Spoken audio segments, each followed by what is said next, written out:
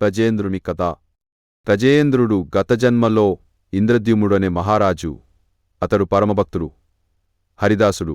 ఒకసారి ఆయన దివ్యధ్యానంలో ఉన్నప్పుడు అగస్త్య మహర్షి ఆయనను దర్శించేందుకొచ్చారు. అయితే ధ్యానంలో నిమగ్నుడైన రాజు మునికి నమస్కారం చేయలేదు. దీనిని అవమానంగా భావించిన అగస్త్యుడు కోపంతో ఇలా శాపమిచ్చారు: నీవు జంతువుల దేహంలోకి పుట్టు, నీకు రాజ్యభారం లేదు, జ్ఞానబలం లేదు, ఓ ఏనుగుగా జన్మిస్తావు.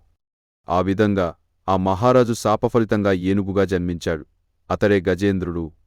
గజేంద్రుడు తన జన్మపూర్వ సంస్కారంతో కూడిన జీవితం గడిపాడు.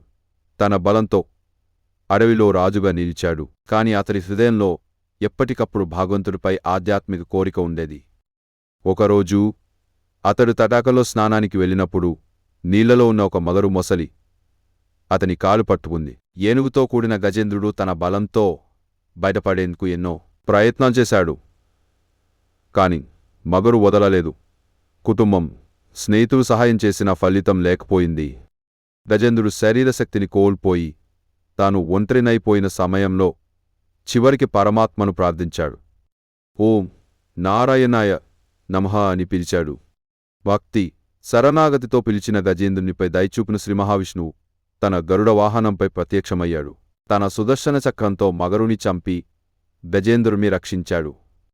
భగవంతుడి కృపతో గజేంద్రుడు ఆ శరీరం నుంచి విముక్తి పొంది మోక్షాన్ని పొందాడు. పెద్ద తాత్పర్యం: గత జన్మలో చేసిన భక్తి ఈ జన్మలో మోక్షానికి దారితీస్తుంది.